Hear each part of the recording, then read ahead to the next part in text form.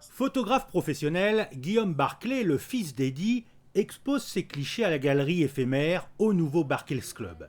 Une série de photos intitulée « Regards croisés », au cœur de la galerie, plane l'esprit d'Antoine Graff. Normal, les photos sont passées dans les mains de l'artiste niçois, dont le travail consiste à plier ou froisser des papiers, des journaux et donc des photos. C'est une rencontre avec Antoine Graff. Un jour, lors d'un pique-nique, on s'est dit mais ça serait drôle de croiser nos regards et d'avoir ton regard sur mon travail et moi de montrer mon regard sur ton travail.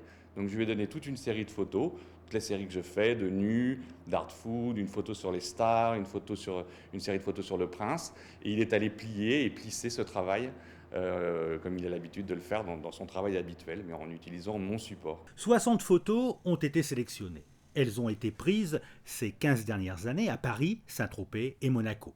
Guillaume Barclay a d'abord travaillé sur des nus avant de réaliser des portraits d'hommes et de femmes, des portraits de personnalités ou parfois d'inconnus.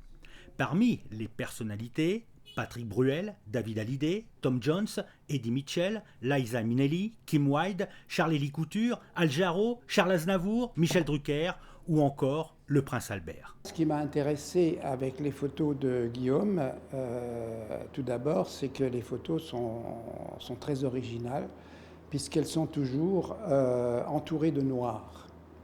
Ce qui me permet à moi de faire des montages et de les assembler sans qu'on voit finalement.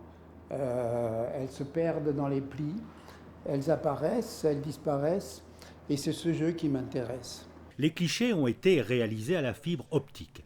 Contrairement à un flash qui aplatit l'image, la fibre optique, elle, permet d'aller chercher des ombres mystérieuses. Guillaume a fait poser les personnalités dans un premier temps en leur demandant de regarder à un endroit précis, puis dans un deuxième temps avec un objet qui leur est cher. Une guitare par exemple pour Patrick Bruel, un revolver pour Eddie Mitchell ou encore un scénario pour Jean-Louis Grinda, le directeur de l'Opéra de Monte-Carlo. Et tous les sujets ont été mis en scène sur fond noir. Quand on est photographe, on voit toujours ces photos sur un même plan. C'est toujours un plan, puis bon, les photos elles se ressemblent beaucoup, il y a du noir. Alors ça fait longtemps que je pense à déstructurer mes photos, soit en les brûlant, soit en les cassant, Et puis la rencontre avec Antoine a fait qu'il m'a trouvé la solution finalement. C'est lui qui a mis son regard sur mes photos en déstructurant et en donnant presque une autre dimension en fait à ma photo originale. Son goût pour l'art culinaire a aussi amené Guillaume Barclay à faire des clichés art food, des photos de plats de grands chefs cuisiniers.